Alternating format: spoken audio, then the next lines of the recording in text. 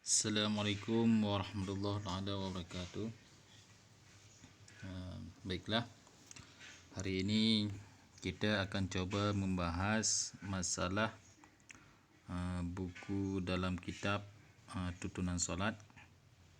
Ya, jadi yang pertama masalah hukum Islam. Ya, kita akan membahas masalah hukum Islam. Yang pertama yaitu pengertian mukallaf, ya, pengertian mukallaf. Jadi yang dikatakan orang mukallaf adalah orang muslim yang dikenai kewajiban atau perintah dan menjauhi larangan agama kerana telah dewasa dan akal balik serta telah mendengar seruan agama. Jadi yang dikatakan dengan orang mukallaf adalah orang yang sudah dibebankan hukum kepadanya, ya, baikkah itu perintah, ya, ini perintah, iaitu contoh perintah adalah melaksanakan solat, ya, memberi zakat, melaksanakan haji bagi yang mampu. Semua perintah yang terkandung dalam Al-Quran dan hadis, maka itu harus ditunaikan, dijalankan, sehingga perintah Allah ini mengandung kebaikan. Dengan kita menjalankan perintah Allah, maka orang tersebut sudah ada kewajiban untuk melaksanakannya. Apabila dia meninggalkannya, maka dia akan jauh ataupun akan mendapatkan dosa daripada Allah Subhanahu wa taala. Yang kedua adalah menjauhi segala larangan agama. Ini semua yang dilarang oleh Allah mengandung mudarat, ya, mengandung larangan-larangan itu dapat membahayakan bagi kita sendiri. Karena apa? Karena kita ini, misalkan minuman keras, ganja, ya, memakan babi, memakan anjing dan sebagainya, itu di dalam barang-barang tersebut, di dalam binatang tersebut ada terkandung dengan namanya zat-zat yang dapat merosakkan akal, zat-zat yang dapat merosakkan pikiran kita. Dan di daging babi pun terkandung bermacam-macam dagingnya yang dinamakan dengan adanya cacing pita di dalam daging babi tersebut. Karena di setiap Allah melarang untuk memakan daging tersebut, maka itu sudah termasuk daripada larangan daripada Allah untuk menjauhi apa yang kita mau laksanakan. Itu dikatakan dengan orang mukallaf. Yang selanjutnya kerana telah dewasa dan berakal balik. Ini maksudnya dewasa dan berakal balik adalah yang sudah dapat membedakan mana yang baik dan yang mana yang buruk. Maka ini dikatakan dengan akal balik, sudah dewasa, pemikiran dan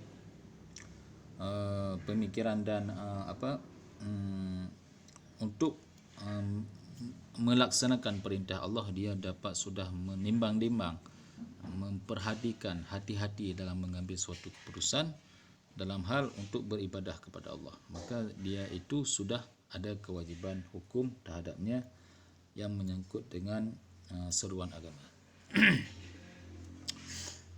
Baiklah, nomor yang kedua adalah masalah hukum-hukum Islam. Ya. Jadi hukum Islam ini adalah hukum Islam yang biasa juga disebut dengan hukum syarak. Jadi seseorang yang sudah mukallaf ini akan dibebankan hukum padanya, ya. Jadi ada 5 hukum yang dibebankan kepadanya. Apabila itu dilaksanakan maka mendapat pahala, dan apa ditinggalkan, ya, itu tidak ditinggalkan mendapat pahala. Apabila dilaksanakan nanti yang mempunyai keharaman, maka dia akan mendapat dosa. Yang pertama adalah masalah kewajiban, wajib. Jadi makna wajib ini iaitu suatu perkara yang apabila dikerjakan mendapat pahala dan jika ditinggalkan mendapat dosa. Ya, ini pengertian daripada wajib. Jadi apabila dilaksanakan dia akan mendapat pahala dan apabila dia meninggalkan maka mendapat dosa. Jadi simple saja, contohnya adalah masalah solat. Ya, apabila solat ini kewajibannya, ya, yang sudah mukallaf tadi ataupun sudah balik, maka dia akan mendapatkan pahala. Mendapatkan pahala, dan kalau dia meninggalkan dia akan mendapatkan dosa. Itu dia. Jadi suatu kewajiban ini mengandung faedah-faedah yang apabila dilaksanakan itu, bagi faedahnya kewajibannya itu akan dilaksanakan dengan sepenuh hati tanpa membantah-bantah lagi apa yang diperintahkan oleh Allah Subhanahu Wa Taala. Jadi dalam wajib ini dia ada terbagi kedua item. Yang pertama dikatakan dengan wajib ain. Ya, wajib ain itu iaitu yang mesti dikerjakan oleh setiap orang yang mukallaf sendiri, seperti solat yang 5 waktu, puasa dan sebagainya. Ya, ini adalah dikatakan dengan wajib ain. Contohnya adalah solat, 5 waktu, puasa dan sebagainya. Jadi apabila ini dikerjakan maka dia akan mendapat pahala, dan apabila ditinggalkan maka mendapat dosa. Dan juga contoh-contoh yang lain seperti zakat, ya, zakat, misalkan wajib in yang lainnya, misalkan pergi haji apabila yang sudah mampu. Apabila yang belum mampu maka itu belum diwajibkan atasnya. Yang kedua adalah wajib kifayah. Ya, maksud wajib kifayah ini iaitu suatu kewajiban yang telah dianggap cukup apabila telah dikerjakan oleh sebagian orang. Ya, jadi yang wajib kifayah ini apabila sudah dikerjakan oleh beberapa orang maka terbebas hukumnya bagi orang lain. Contohnya adalah seperti menyembahyakan mayat. Ya. Jadi apabila sudah ada misalkan di dalam kampung tersebut sudah sebagiannya sudah melaksanakan sembahyang, mungkin ada beberapa yang berhalangan, maka itu sudah lepas kewajibannya daripada wajib kifayah, dan menguburkannya itu sama. Dan juga misalkan contoh yang lain adalah misalkan dokter, ya. Jadi kalau dokter ini dia harus juga di setiap kampung itu harus ada dokter. Jadi wajib kita menuntut ilmu untuk bagian kedokteran, karena dalam satu kampung kalau tidak ada dokter itu maka dapat dibutuhkan, ya, untuk dokter ataupun dalam satu mukim dan sebagainya. Maka kalau tidak ada misalkan orang-orang sakit maka kita berdosa karena tidak ada yang mampu menuntutkan ilmu masalah kedokteran. Jadi yang selanjutnya adalah sunat. Ya, sunat ini adalah suatu perkara yang apabila dikerjakan mendapat pahala dan apabila ditinggalkan tidak berdosa. Jadi sunat ini adalah dia sama-sama. Jadi kalau kita kerjakan maka mendapat pahala, apabila kita tidak tinggalkan maka tidak mendapatkan dosa. Jadi contohnya banyak. Jadi yang pertama di sini, jadi sunat ini dibagi kedua. Ada dua macam, ada sunat muakkad dan sunat khairul muakkad. Ya. Jadi sunat muakkad ini adalah sunat yang sangat dianjurkan mengerjakannya seperti solat tarawih. Solat tarawih, solat 2 hari raya, fitri, adha dan sebagainya. Jadi itu sunat.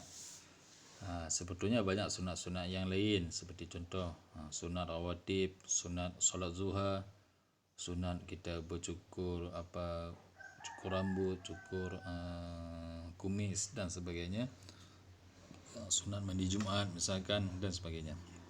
Itu merupakan sunat-sunat yang sangat dianjurkan oleh Nabi kita, Nabi besar Muhammad sallallahu alaihi wasallam. Dan selanjutnya adalah sunat khairul muakkad. Ya, sunat khairul muakkad ini adalah sunat biasa.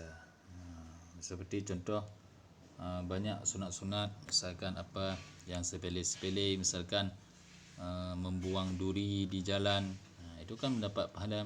Tidak menggibah, tidak kita saling bersilaturahmi sesama saudara, sesama manusia, kerana hubungan silaturahmi ini sangat mendekatkan kita kepada Allah dan memperkuat umur kita. Kerana sekarang ini banyak orang-orang yang jarang sudah bersilaturahmi. Ini dapat juga merupakan ukhuwah kita untuk beribadah kepada Allah Subhanahu Wa Taala. Ya. Jadi inilah mungkin mauizah hasanah sedikit kepada pemirsa sekalian, yang nanti untuk episod selanjutnya akan kita lanjut dengan masalah pengertian hukum haram dan seterusnya. Maka jangan lupa untuk pemirsaku, untuk amal ibadah kita agar channel ini berkembang, Pak Tanul ini, maka marilah sama-sama kita subscribe, share dan komen dan like.